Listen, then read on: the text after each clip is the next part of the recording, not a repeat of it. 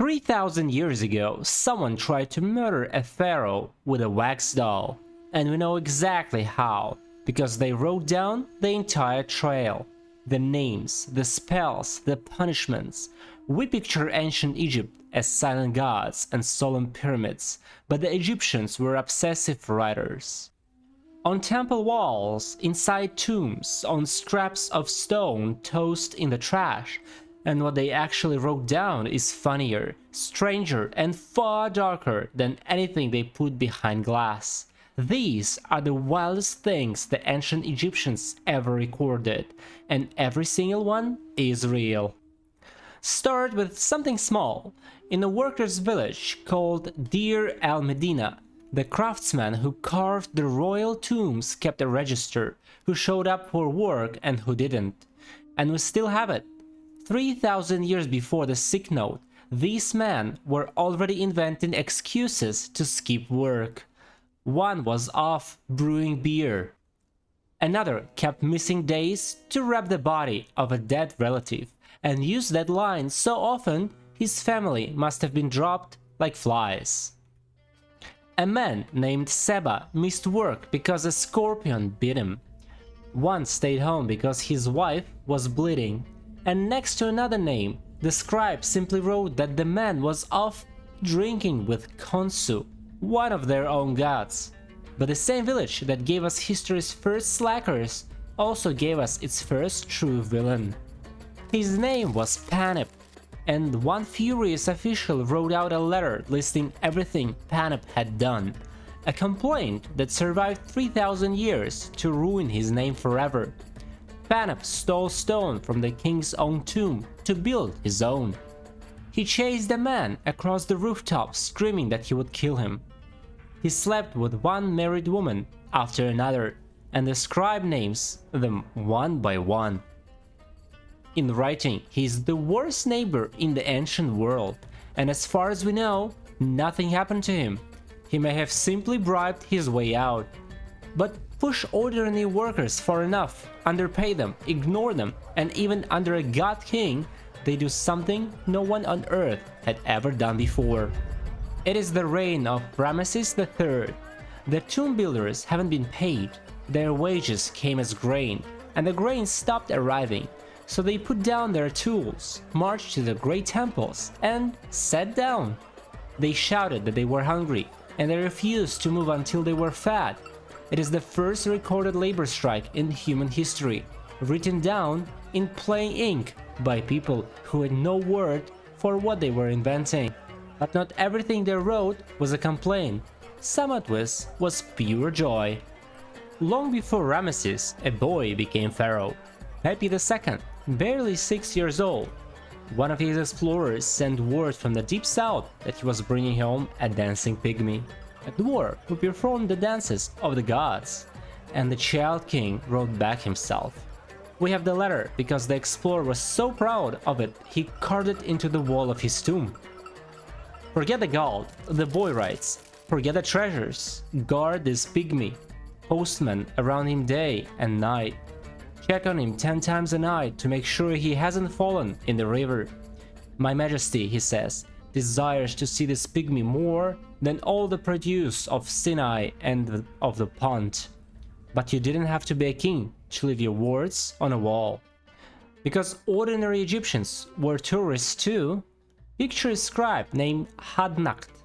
Over 1,000 years before Cleopatra, he takes a day off, walks out to the step pyramid, already ancient, already older to him than the pyramids feel to us, and does exactly what you would do.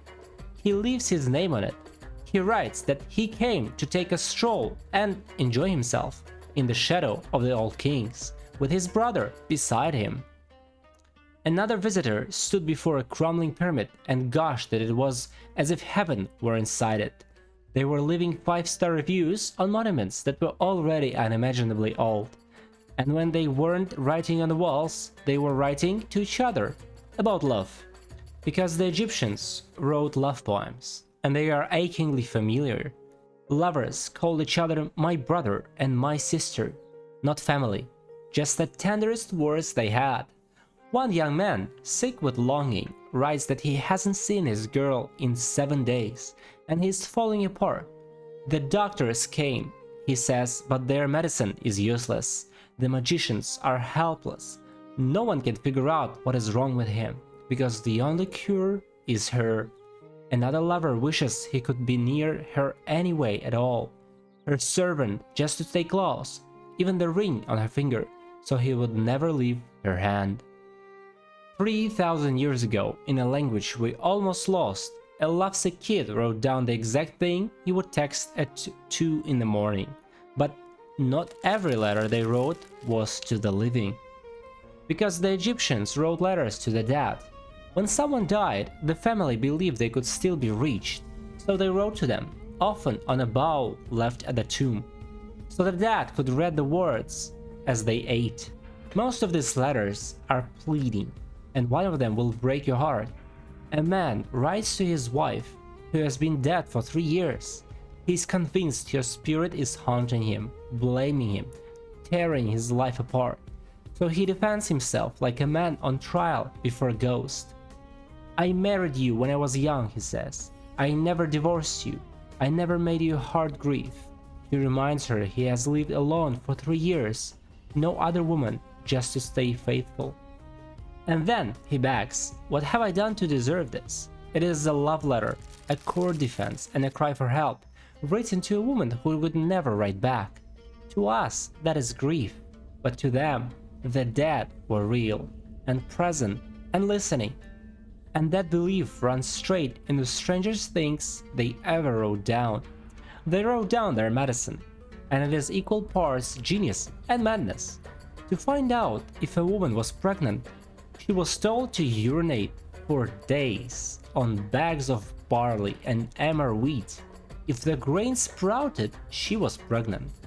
It sounds insane, but scientists actually tested it, and the urine of pregnant women really did make the seeds grow, around 7 times out of 10. They had stumbled onto a real hormone test 3,000 years too early, and the man has sat right beside the genius. To prevent pregnancy, one recipe calls for crocodile dung, worked into a paste. To cure baldness, you were to rub your scalp with the fat of a lion, a hippo, a crocodile, and a snake, and an ibex, all 5. They even kept a book to read your dreams. Dream that you are dead? Good, it means a long life. Dream you are eating a crocodile? Excellent, you are going to be promoted. Dream you see your own face in the mirror? Bad news, it means a second wife. To the same people who wrote down cures, also wrote down weapons, because words to an Egyptian were never just words. The right ones, carved in the right place, could kill. So they wrote curses onto their tombs. One nobleman swore that anyone who defiled his grave would be judged, and that he himself would seize the intruder's neck like a bird. A tomb at Giza warns that anyone who harms it will be eaten by the crocodile, the hippo, and the lion. These are real, and they are everywhere, which makes the most famous Egyptian curse of all a little awkward, because it never existed. The curse of Tutankhamun, the one that supposedly struck down everyone who opened the tomb, was invented by newspapers in the 1920s. There were no curses on the walls. The man who actually opened the tomb lived another 17 years and died quietly in his bed. The fake curse is world famous. The real ones, written by people genuinely terrified of the dead, almost no one has read. And if words could threaten the dead, some Egyptians believed they could reach a living man too and stop his heart. Which brings us back to the wax doll.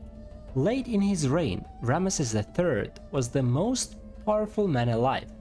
But inside his own palace, a plot was taking shape, and we have the actual court records of the trial that followed it.